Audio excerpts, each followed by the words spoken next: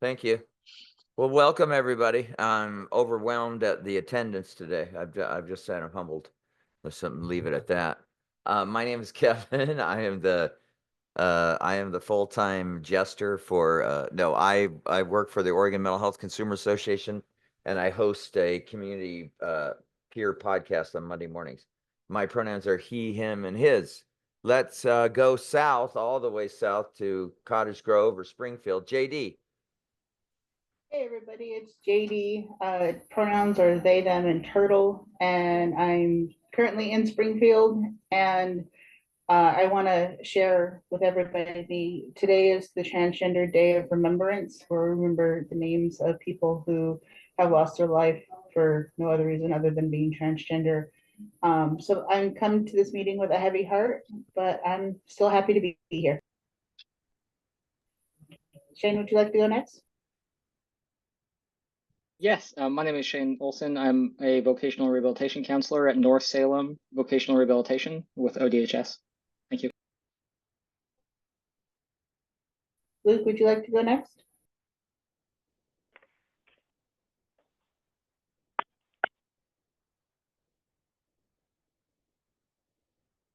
You calling me? Yep, go for it. Oh, okay, yeah. Hi. Luke Walters is here, calling in from Salem at OSH. And tools, technology, and access is a really important focus for us. Access, and we're really impaired and disadvantaged in the area of technology here, access to technology. Yeah, I'm really glad to be with you folks. We're definitely rolling with OCAC. Hopefully we can accomplish some stuff today. And I did get some message from my peers that they see me active, but they don't see much results. So they're wondering what we're doing on their behalf. So just FYI, I'm going to pass the phone to Thad. He's here with us. Hi, this is Thad Zimlak, he, him pronouns, also here in Salem at OSH with Luke. I'm just happy to be here with all of you. Thank you. Thank you. JP, would you like to go next? Sure. My name is JP Parsons. I'm with the Oregon Health Authority Office Recovery Resilience, and I'm going to leave my camera off just because I'm in a public place right now because I'm over in Portland for some meetings, and so I just didn't want anybody walking behind me and be able to see things. So I'm just trying to kind of protect everybody's privacy. But and then I'll introduce Isra. Fantastic. John or Isra, do you have the ability to throw the agenda up on the screen? I mean, not throw, toss. Hi everyone, this is Isra Hayani, she, her, hers. I am here with John in Portland State Office Building. And yes, Kevin, I have the agenda from previous meeting minutes, but we have Barb join us now. Fantastic. Yeah, let's now, are you not going to Barb. be able to be on camera too because people walking? Yes. You? Okay. Yes, same in the same spots. Me and make sure everybody had their story straight. Yes. I didn't wash my hair today, so that's why I'm not on camera. Hi, Barb. Good time. Please introduce yourself. Oh, wow. I get it. I was going to say, hearing that you already had started recording, I knew I was late. You are the last one, yeah, but not least. Hi, my name is Barb. I use she, her pronouns. I live in Multnomah County in Portland, and I get health care from the county, and I used to get Medicaid, and I've been following this group in general for a while. I learn a lot when I come to these meetings. So that's my introduction. Very good, Barb. Who said I get by a little help from my friends? Who said that? The Beatles. Yes, I think that's correct. Yes. Is it Paul McCartney? Paul McCartney came to mind, but I don't know that that's true. Very good. Thank you. Thank you. Thank you, Isra, for putting the minutes up on the screen. Yeah. So let's scroll through here. If you were in attendance last time, but you weren't marked there, please speak now or forever not receive your stipend. Is that right, Isra? Yeah. So Drake, Luke, and Marquita, Molly, JD was here. And Walter and me was here too. Kevin, I think Fantastic. you came late, Okay. correct? Oh, no, you couldn't make it last time. Yeah, I remember now. Yeah, what was the excuse? Pretty credible. I'm pretty sure at the time it sounded legit. I'm not, What I'm was not the sure. minute? Where was? Oh, there we go. Here we go. There's the minutes. The meeting. The meeting covered several topics related to the Oregon Community Advisory Council. JD proposed creating a spreadsheet to track conferences that OCA should have a presence at. Excellent.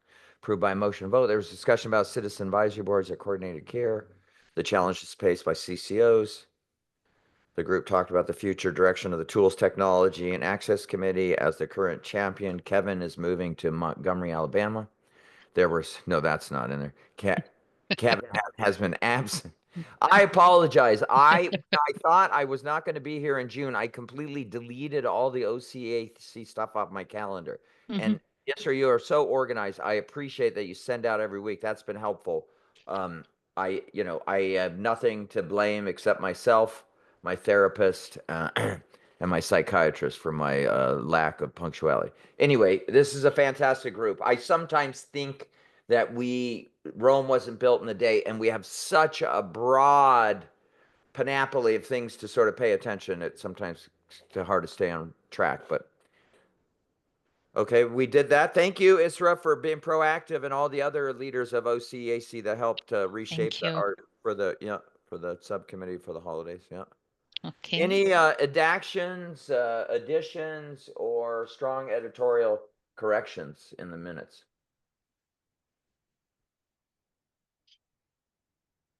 Okay, where did we I can't remember because there were 3 or 4 things in the air, Isra, when I asked you. Did I lead with a topic of what we wanted to discuss here? No. Nothing. Okay. Yeah. Okay, why don't Can I make a motion to accept the minutes as written? Oh, yes, thank you. Thank you, JD. Thank you. Thank you for, all you science brains keep this art great. Hold on, Yeah. I thought there was an action item also.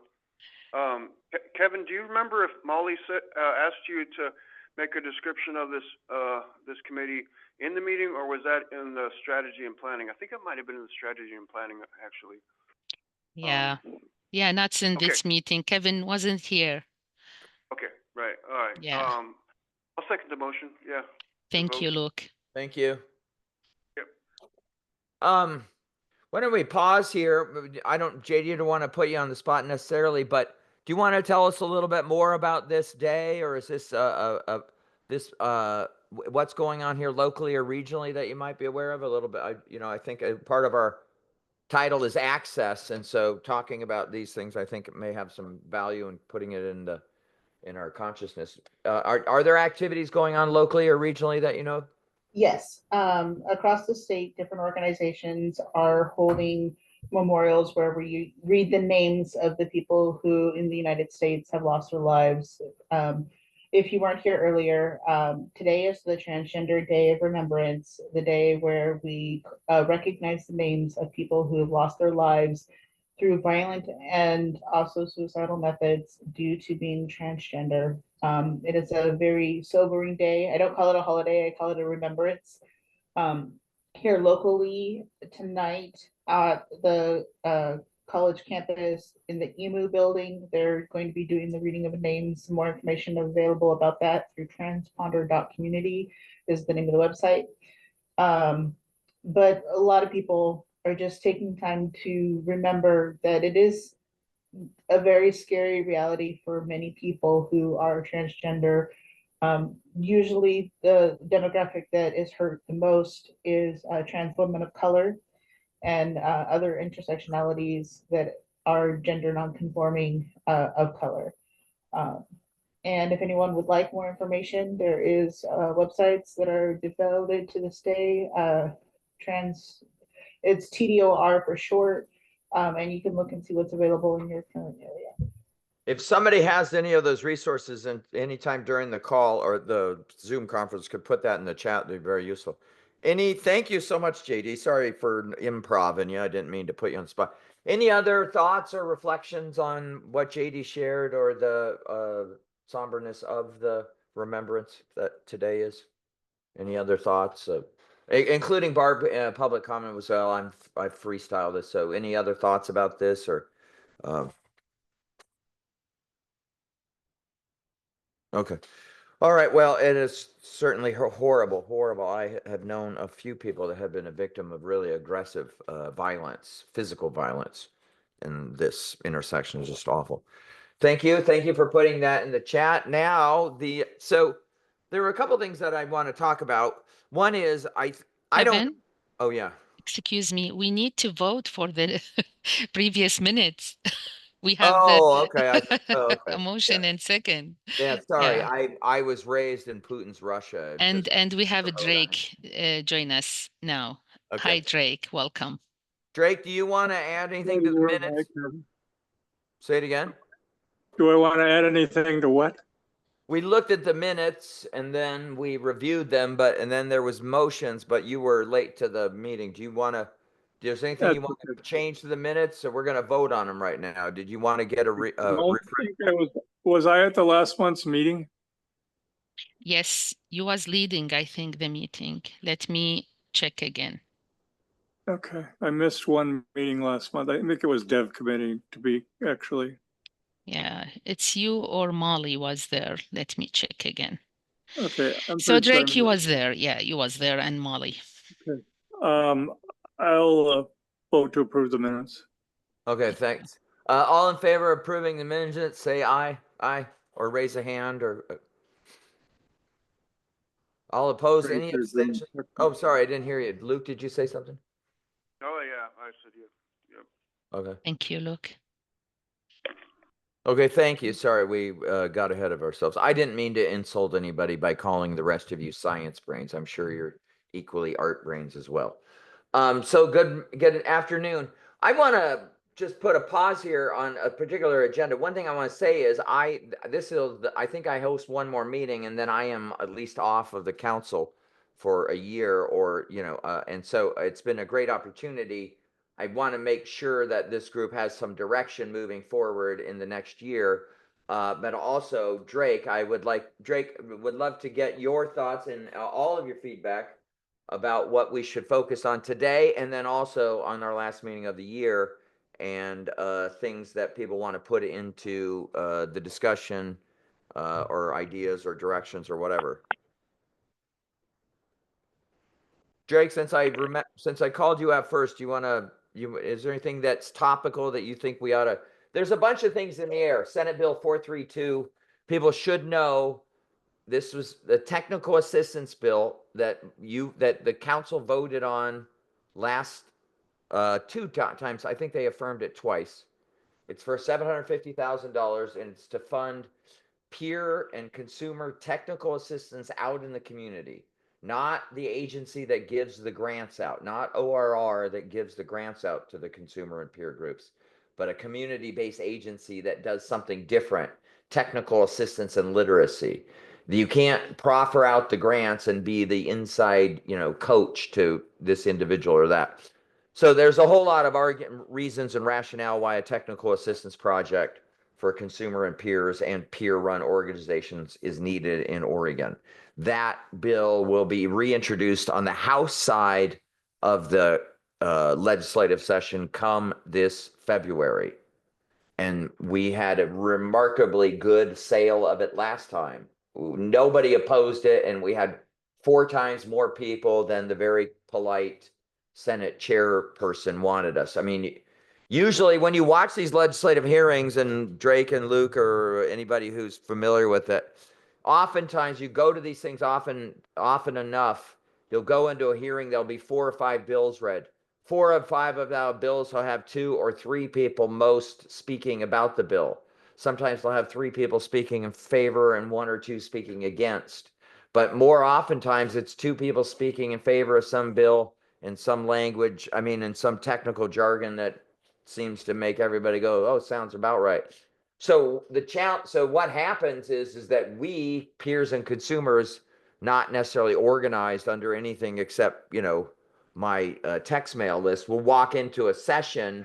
They will call the bill out, and then all of a sudden flood in with 25 people, and not just peers, but psychiatrists, Care Oregon people from previous people who worked at OHA, a who's who across the community mental health spectrum, all want it, all saying this is good, do this. And it really, and I don't, maybe I do at times, but I try to curb it, brag or exaggerate. It's not necessary, and I think it confuses things. But that sense of when we go in there with this tiny little thing, less than most of these projects, and this project like this was less than $5 million. This one was less than $1 million. Unanticipated, but the only thing that makes this the most difficult is when we go to the legislature, they don't have an active, none of them have been through Peer 101. They don't have basic fundamental building blocks. They all care, and they're all going to fight you to the battle to show you this person cares more than that person, and blah, blah, blah, blah. All good people, of course. We wouldn't elect them if they weren't. Unfortunately, they have about this much time to understand the subculture. So when we walk in there with 20 people and 10 other people virtually, it's like, oh my God, we thought we had 5 minutes for Kevin's bill. And now we're going to have to, last time we went in there, they had to well, we got to move over the session because these people took too long. Like the resent. We didn't see this. Partially it's their job to see it coming. Their job to see, Howard Stern or Stephen King or, Taylor Swift or some phenomenal thing is going to mess up the prediction of more people are going to be fighting for this than you have estimated or expected. And they're going to be people you didn't even know exist because we're so disorganized in peer services advocacy. So that bill did perfect last time around. However, Senate Bill 432, called the Consumer and Peer Engagement Act of 2023, got stalled when it was referred from the Health Committee to the Money Committee. The Health Committee loved it. They wanted to give birth to it right away, so they referred it to the Money Committee on its way out the door. It first goes to the Idea Committee, and then it goes to the Money Committee, and then it goes to the main vote of both chambers, and it goes to the governor. On the way to the Money Committee in 2023, the Republicans walked out, and all of those tiny little bills that didn't have a full-time, lobbyist who was giving out gifts and trips and swag and merch got lost in the little people's part of the session where no one knows who you are and never heard of you in the Money Committee. So so we're reintroducing that bill, Senate Bill 432, to reintroduce the concept of technical assistance for consumer and peer-run organizations like 4D, like Miracles, like MHAO, like Liano Club, but also, too, crucially, the consumer. How does the consumer understand their health insurance benefit?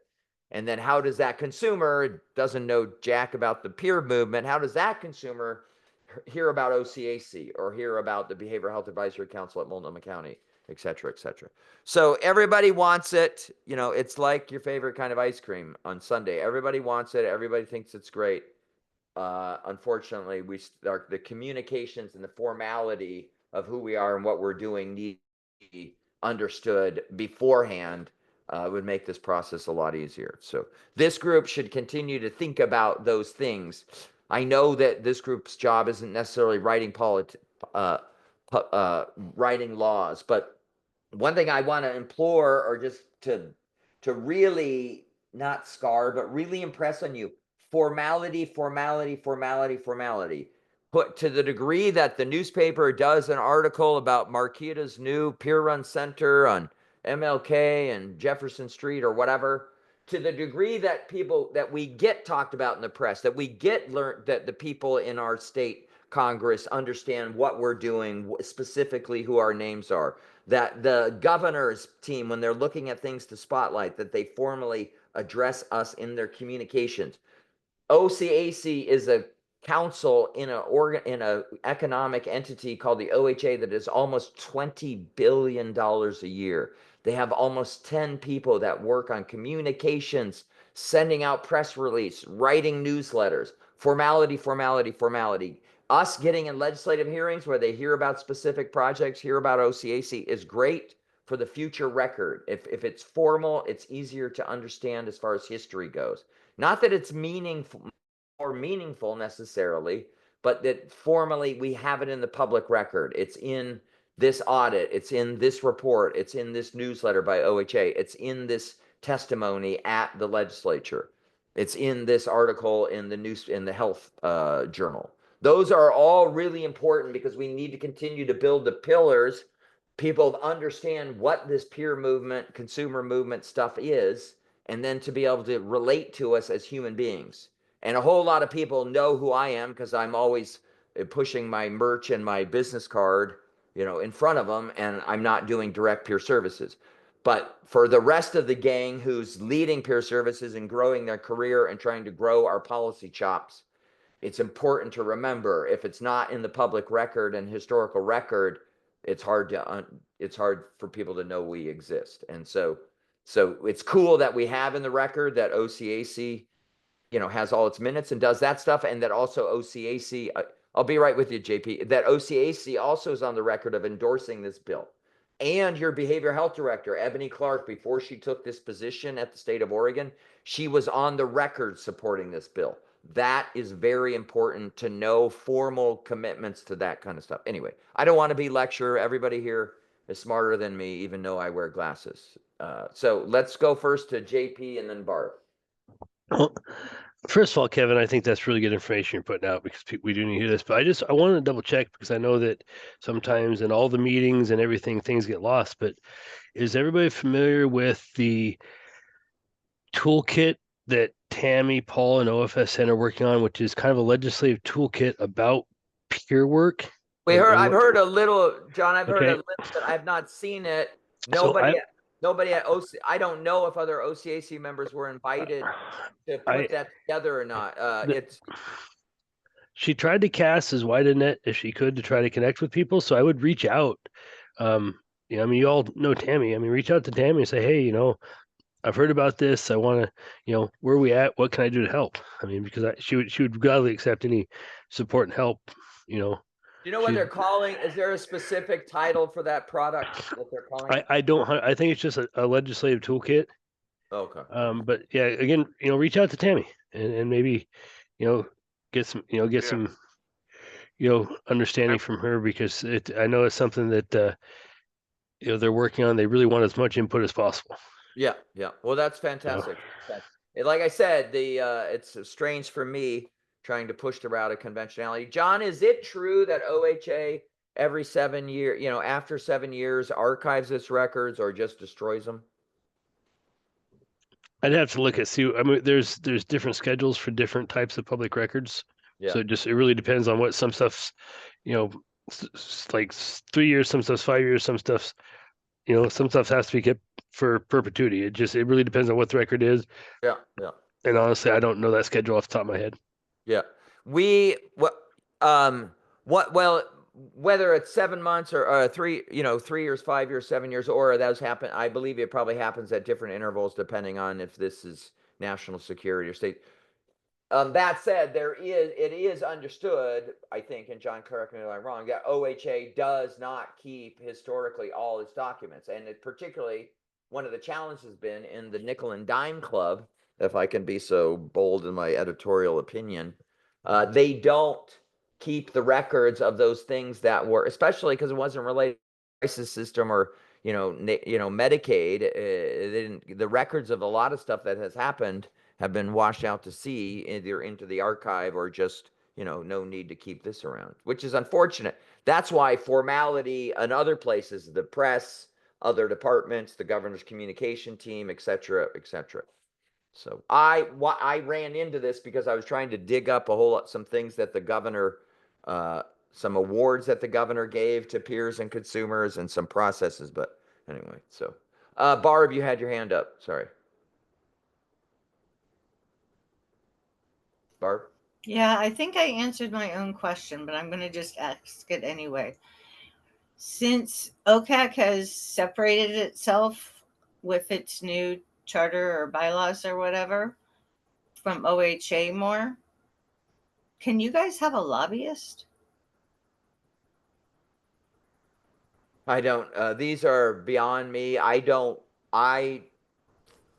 think the divorce is more theoretical than actual.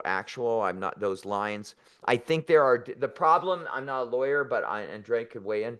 I think the law that Drake wrote and that I lobbied that got passed that affected OCAC, I think that needs much more significant objective legal interpretation, because I think there's some understanding of what it truly says and what OHA and their hookups and inputs and impatience. Excuse me, that I'm not here to. I hate the game, not the player.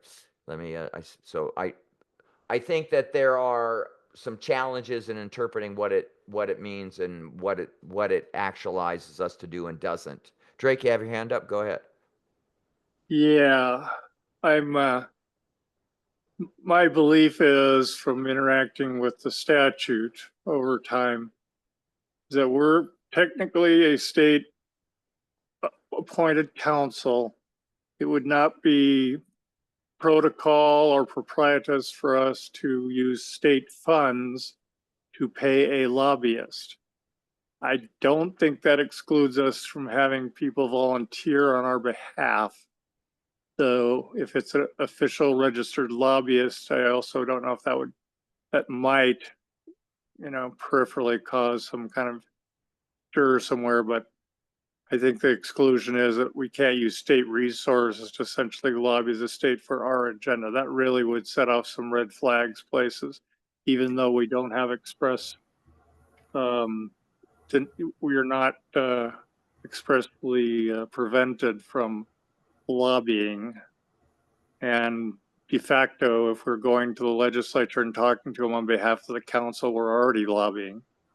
But in terms of, being an official relationship of some sort, I think that would be something people might take umbrage at. That was what I figured between the time I raised my hand and the time a little bit before Kevin called on me. But thank you guys for straightening me out. Luke, do you want to tell me something? Yeah, I wanted to follow up what you're saying, Barb. It makes sense to me that the council is supposed to represent all of Oregon, so we would be potentially bringing forth legislative concepts and bill ideas, depending on what we hear from our communities. But it could also go the direction where, like, individuals are pushing their own agendas, and that, I think, is what maybe Drake was pointing to, that could be messy for the council. But I see some possibilities in this. I like your idea. We kind of had like unofficial lobbyists already, but it'd be cool to explore what it looks like to get more visible and tangible.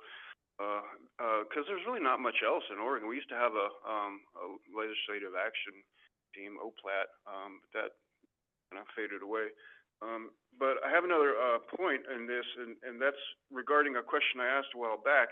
I do have some concerns that I wanted to bring forth in the areas of tools, technology, and access, but it seems like this committee has taken on a different focus of legislative activities and stuff, and I think that's largely because, Kevin, your focus is on that in your life these days. But we do have the other committee for legislative, so what is going to happen in the near future, and is PTAC going to take on legislative stuff permanently, or is the other committee going to not focus on legislative as much, or what's going to go on with that? I think I understand what you're saying. For the last 6 or 7, in the anticipation of the things that comes around once every 2 years, the legislative focus has been some, of course, some special focus here, but not to detract from a whole lot of those things. And you're right, after these next 8 months, it'll be, 14 months of non-legislative stuff. So, and we do have that other group. So, yeah, what I would love to hear, if you had a top 3 or top 6, Luke, what you thought, general ideas or specific directions or things that we ought to anchor and put on our to-do list. Yeah, exactly. If there's a spot in the agenda today for me to raise the ideas that I asked the people here some people, what their ideas of what they want to have, improved and stuff. So Okay, well, got some ideas. yeah, let's do that. Drake, Drake has his hand up, so let's see what he wants to say. Great. Okay. Yeah, I just, but I really think the only exclusions around lobbying are using state money or state endorsement when we do it. The council has its own identity. There's specifics in the statute that we're independent representation of our constituency, and we have a special status in that we're a committee that essentially is formed strictly and exclusively from our constituents. So we're not kind of egalitarian in that sense. We represent a specific group, and we've essentially, because the rules for us have changed, have been cut loose from the old requirement that we could only share the goals and visions of the division and are not allowed any other kind of discussion, which is the way that was previously set up by someone that didn't really have an idea of how the council was formed. So I think in general, the to speak to the other thing you brought up, Luke, the legislative committee is designed basically around the things that affect people's lives legislatively and human rights, of course, interfaces with the law in a lot of cases. And most people are aware of it. When it gets right down to it, we're protected by the ADA and some other statutory mechanisms in order to ensure that we have full status as citizens. And the benefits part is definitely legislatively oriented in that there's a bunch of stuff that is either policy or law that affects what people get out of the system. And right now we're working on trying to amend 430, which is the statute that has both the Consumer Council and a bunch of other mental health laws in it. The group that's charged with doing that for the legislature has a couple of consumer representatives, Laura Rose and Kevin are on that. And there's some pretty decent footholds for changing those laws and letting them evolve eventually so they include much different kinds of supports rather than the standard clinical model. So that's an interesting thing that's going on. Yeah. All right. Exciting. Yeah. Kevin has those recommendations, by the way, at some point. He'll probably be able to share it with us before the end of the year. I'm gonna put the draft up right now. Here it is. So I don't want to get overweight down it because it can get real over specific, but so this was a committee, Oregon ORS stands for Oregon Revised Statute. Luke, do you want to we have 20 minutes left. I think Luke, why don't we go to you, and if you have that sort of staccato, your 3 or 4 ideas, why don't you lay those out here in form and we'll get those into the minutes. And those will continue to have a life as you guys review the minutes as I fade into the sunset. Why don't you give us a thumbnail to what you're thinking about, Luke? Thank you, Kevin. I need more time to gather the opinions and viewpoints and needs and concerns of the community here to populate like 3 or 4 items, but I do want to bring forth the primary one that was voiced to me today, and that is the computer access has been massively diminished over the years, and we have people like fighting tooth and claw. Luke, just for the minutes, can you give us some preface, some premise, some geography? Maybe you don't need to be explicit in pronouns, but some generic concepts, the issue and the context that you're talking about this issue. So just to put it in. It's group punishment. This place is so risk management oriented. So you're talking about computer access to people that are in the Oregon State Hospital. That's what you're talking about. That's where I'm at. And okay, good. Go ahead. Yeah. So I remember when I was here last time in 2010 to 2015, that I had my own computer in my room and all that stuff. This is normal. This new facility was constructed with ports for all sorts of access in each room, you know. But gradually, you know, since then, everything's been dismantled, and they don't even, you know, honor what the plan was for this place. And so now we used to have, when I got back here in 2022, we had like 2 or 3 computers on the unit that the residents could use when they needed to, but they weren't personal computers, of course. And then somebody messed up on the unit below us on bridge 2, and then everybody was punished, so they took all the computers off the units, and now we have to access them with staff support, so we're dependent on that, depending on staff availability, to go downstairs and access computers with a limited amount of time. And it makes my job, especially serving the council, very challenging and stressful, because I'm not done with something and I have to just pull the plug all of a sudden. Is this a and then- temporary drawback of rights, or is this permanent, how they're It doing just- it? I mean, It's just getting worse and worse here. It seems like nobody's watching, and they're just trusting that nobody's watching. So I'm hoping that, you know, maybe this committee could take it up and go, you know what? People have needs. There's a modern world, and this is the norm for a lot of people. You know, we can't even. so where use does social that, Luke, where does that advocate, where's that choke point, or where would one put in the advocacy if they really wanted to leverage to change the situation? Who makes that call? I don't know. United Nations. I know the United Nations has a bill of, you know, like human rights for internet, but it's not honored. But is it the superintendent that daily on a whim can restrict or open it up? Is it superintendent that's just their call, or what?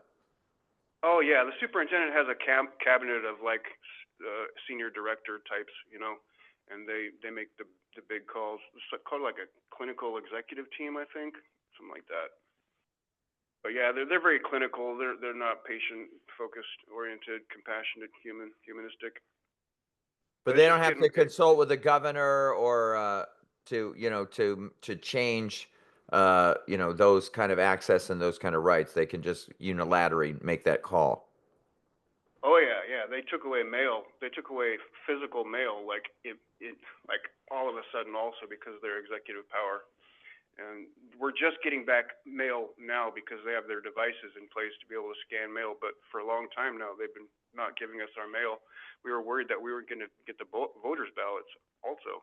Wow. They're photocopying the mail and delivering us the photocopies for a long time and stuff. They just make these decisions because they feel that they're justified for emergency actions. So I just want to like look at possibilities here, and I hope this is important because it really affects so many people's lives. There's so much demand for the computers, and there's not enough. So the simple ask was just more computers. We don't need personal computers quite as much necessarily. We just need more computers because there's such a huge demand for them. And you know, just a few computers on the units would help. Like not personal computers, but just access on the computers would help too. It just makes sense, you know, for those that can be trusted.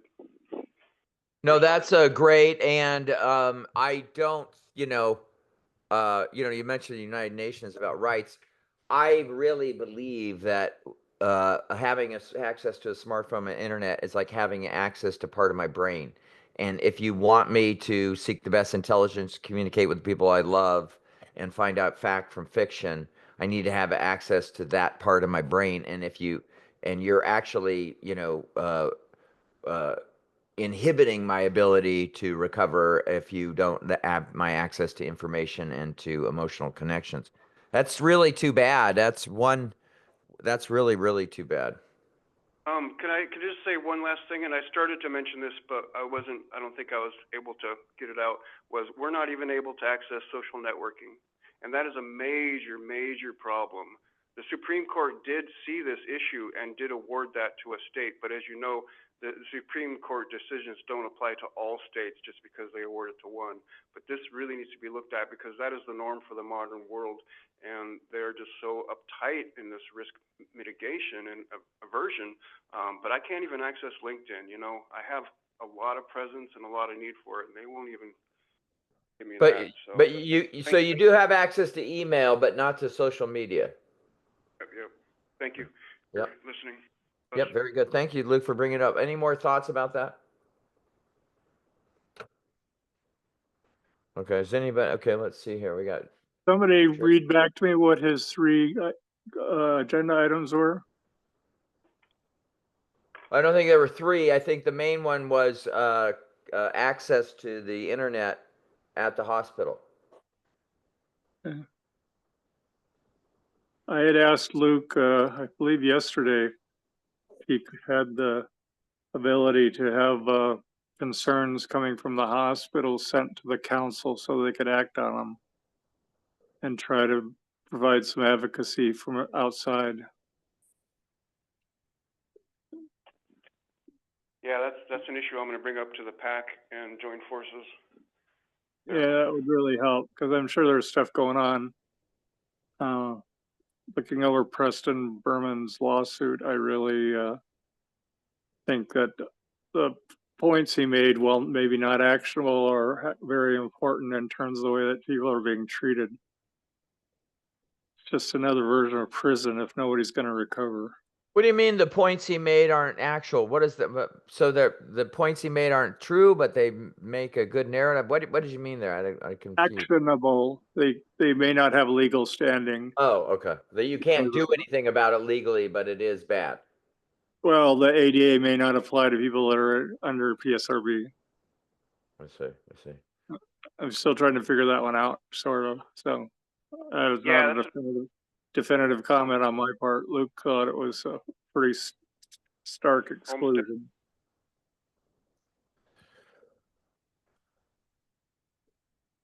But if somebody's been mandated for treatment, it seems sort of illogical not to allow them to progress through the treatment system in a normal way, except for, I guess, being released into the public. But even that, there should be criteria. So, okay, thank you, Luke, and please, continue to bring those forward, the other ideas of, so we can make sure that we're keeping conscious of these important issues. Yep, will do. Give me like a month. That's not a easy undertaking. So, could people, who here can see the screen? Maybe it's not worth even putting the screen up. Who here can see the screen? So let me just go through this a little bit, and this is, it's important. Let me pull this up. One of the things is, so processes happen, and Barb knows about some of this process, and some of you do know about some of this process. And I'm going to show a few examples. 988 was a thing that we could see coming down the line from the federal government, and they decided, the state of Oregon, to organize a work group to plan it and do all that stuff. That work group first was initiated by the governor's office. That work group then moved to be stewarded and initiated by Steve Allen. And then Steve Allen moved on and became less and less involved in that, and moved into another one of his deputies, Rusha Grim, I can't remember her last name. Anyway, it's not that ultimately, whatever happened with that work group is that it went outside. It stopped being a OHA work group, and it was convened by one of the contractors, a member of the family movement, has a contract with the state, and they put together a work group. The thing about that work group was there was no state, federal, no regulation saying you can, the thing that I learned is you can call a whole bunch of people together and say, we want to change the laws, and you can call it a work group. And you don't have to invite anybody you can invite whoever you want if you're not the state of Oregon. So what happened, and this is some background, 988 moved forward, and Barb and Drake and maybe others know this. It started at the governor's office. It was on one train track, moved to another train track, then moved into community-based forums, lived experience, and other marginalized BIPOC and LGBT diverse culture outreach. And then it became a Monday night different thing. It's not so important of how it changed, but what's so important is it changed its shape and its form and its constituency. Every time it moved from a track to another track and was reorganized or reconvoluted or given another acronym or given 2 more branches or 2 octopus legs or were retracted or whatever, all that stuff moved forward.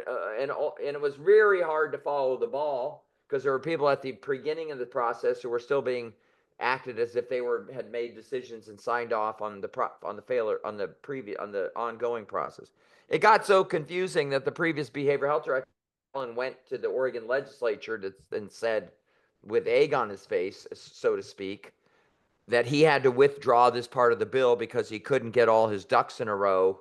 This is a metaphor. He wasn't actually saying ducks in a row, but he couldn't get all the stakeholders to agree on what was going on, and they had gotten back channels to the senators and to the representatives and complained. And so it was a moment of severe bureaucratic weakness because you're supposed to be, you got the governor on your side, you're doing all that great stuff, so you're supposed to be masterfully confident. Anyway, that process got abbreviated and got obstructed and then moved to a private process. Fast forward, the same thing happened this last summer around a civil commitment bill. Now it hasn't been so much an OHA process, but the legislature, the Oregon legislature, has convened with the DA or the Floyd Prozanski, a senator from Eugene, and some conservative judges from Southern Oregon. So they've been convening processes and work groups along with Judge Waller over there on the judicial part of the Oregon part of government. And some of those are anybody can attend, and some of those are not very clear. What happened this summer is that another family, an adult family advocacy movement started having his own civil commitment on the side, not a legislative and not a state of Oregon behavioral health work group. They can invite who they want to, and no one can force them to invite people that they don't want to invite. What is important to understand is there's all of these formal processes that are formal government processes, and then what you realize, and I'm not saying that both of these processes got pulled out of the government process because they wanted to avoid us, but they do want to avoid us, and they have a history, at least since I've been back doing this kind of stuff for the last 10 years, a huge desire to not hear from us, to label us as problematic. And the way that they can do that to us is because we are hampered by an inability to reach out and connect with the broad consumer voice, which is at any given time, over 200,000 adults are receiving specifically behavioral health services from the state of Oregon, day in and day out. And our inability to reach them, communicate with them, educate them about the issues, because then it just looks like, oh, it's Kevin or Drake or Jessic or Luke or Molly or somebody, a solo writer. And then they have these groups where they're done in the community with the idea of equanimity and all input matters, but they exclude us. And then they take that back to the formal process, and we're not on the menu, we're not on the agenda, we didn't get to shape the recipe, so to speak. And again, we're lost out of those processes. OCAC and TTAC continues to need to call out these processes that are exclusive and funded by the elites for those. The have-nots, in the industry pulls themselves away from the voice of the consumer and the progressive family member and attempts to and does make laws and rules and shapes us in a way that is detriment to our lack of voice. So one of the things that I put here and that we did here, and it's not going to go through. It's not even respected currently.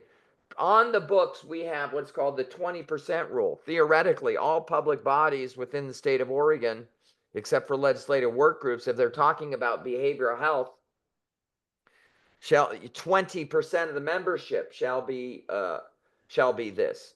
It's currently written 20%, but nobody knows the last time anybody ever audited for any of that. So right out of the gate, we're asking for something we're not going to get. And even if we did get it, the ongoing problem is you can make a law, but if you don't have the teeth or the muscle or get somebody to pay attention to the law, it's hard to get it enforced.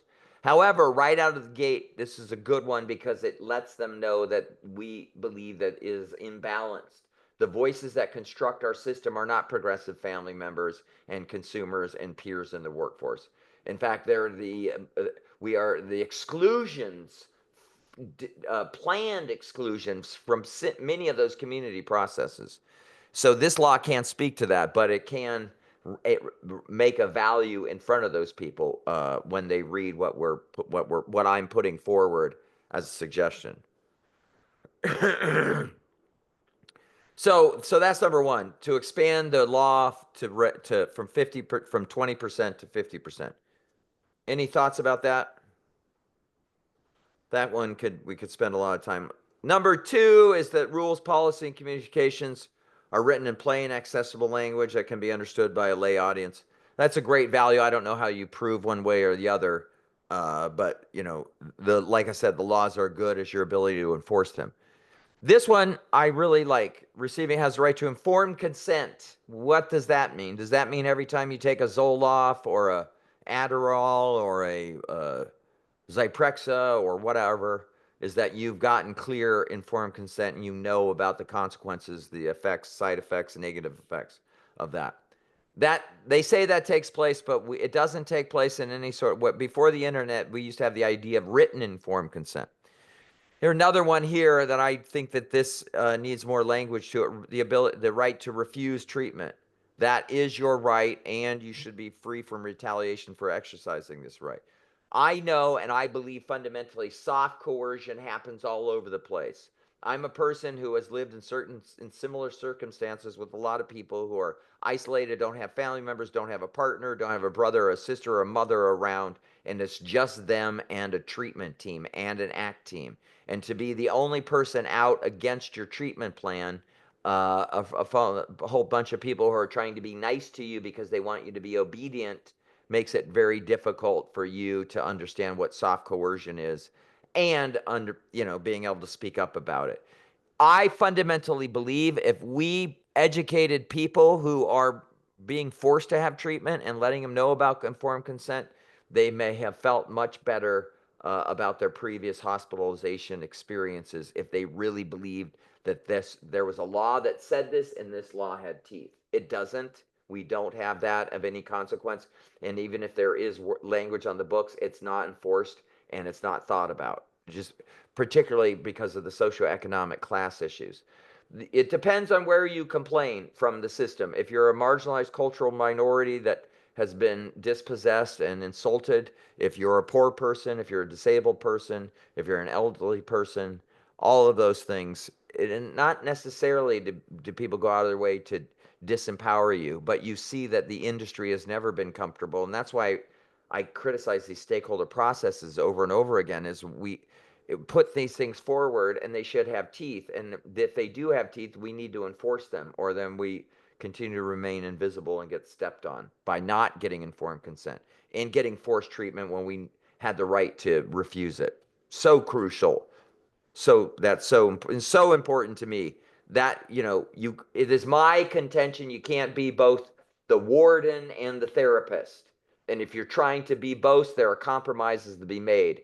And over again, our public systems compromise on and weigh in heavily on the public safety and caging and dominating the person's, being. And that leads to power struggles and distrust and broken feelings. So forced treatment is a huge problem, and it doesn't. And we get marginalized because we don't have the mechanisms of money, communications, and billboards and web campaigns to talk about our other side of it. So it looks like it's a really razor thin, small little group of people, and everybody else is on the side of forced treatment. It's awful. If you ever want to see this bias, please read the Willamette Week and read the writings of the author Lucas Mansfield. Every time he writes about this subject, he continues to not hear a voice. Anyway, Isra, go ahead. You had a question? No, Kevin, just a reminder, you are over the time for the public comment. Yeah. I said too many problem words about the bad people in the community. So it's probably, no, I'm kidding. But remember, so these are things that we are working on. These are revised statute. These are suggestions to change the law, to impact the law. And these are some drafts, and I will send to ISRA and the TTAC are my final draft that I'm sending in them tomorrow morning. So what you're looking at is an unfinished business. Drake and Laura Rose and some other people help me with some more language. But I will send to you the document that I send in finally. There are 10 points that we are asking for changes, additions, or amendments in the law. And this will be good, Luke, for TTAC, but more importantly, the legislative committee to keep track and keep aware of these things, because we're asking them to stuff these things into an active bill come this February. Let's move to public comment. I want to apologize to Barb for going over. Barb, do you have some public comment? Okay, Barb is taking. And we have Sean also. Sean is here. Oh yes. Oh, very good, Oh. Sean. Yeah, let's do Hi. Sean. I yield. Oh, okay.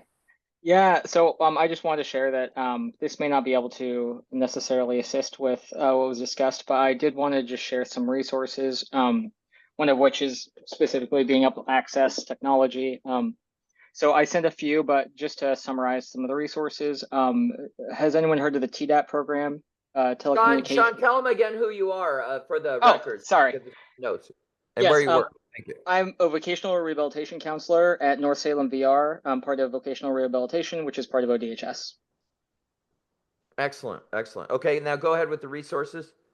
Yes, one of the resources I sent was TDAP, the Telecommunication Device Access Program, and it's a free loan. It is through the state. I believe it's through Public Utility Commission, in which individuals with disabilities can get access to a device to be able to communicate. Some of the devices include iPads and some phones. I also just included Lifeline. I know that the ACP, Affordable Connection Program, I think that is the name for it federally, that ended, but Lifeline is still here in Oregon.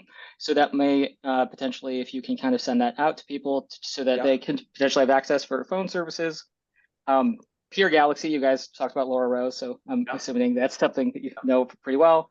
I shared Access Technology. They're the assisted technology providers of the state, and they have a low cost assisted technology loan program. So for about $9, and then there's the PASS program that if you receive SSI, you might be able to save up additional income to be able to. Can I ask you a question? Are you versed in? Are you versed? Is it Shane or Sean? Because in the minutes in the sign in, it looks like it's Shane, but is it Sean? It's Shane, but no problem. I'm often called Sean. I react either. Okay.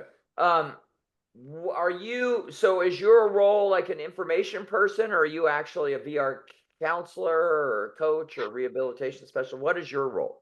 I am a vocational rehabilitation counselor. Here I am completely just an observer, part of the public. I have supported quite a few people to be able to go into peer support, and I myself have kind of lived history of being very interested within the mental health system. Fantastic, fantastic. Can you put your name in the chat? I host a Monday morning health forum for peers across the state, particularly behavioral health peers and consumers and clinicians. But we'd love to talk to you to go through some of those technologies and explain that and put that into our minutes so we can get that out to consumers and peers across the state. I think it's great that you're here, Shane. Please, we love cross pollination, as they say in the bee world.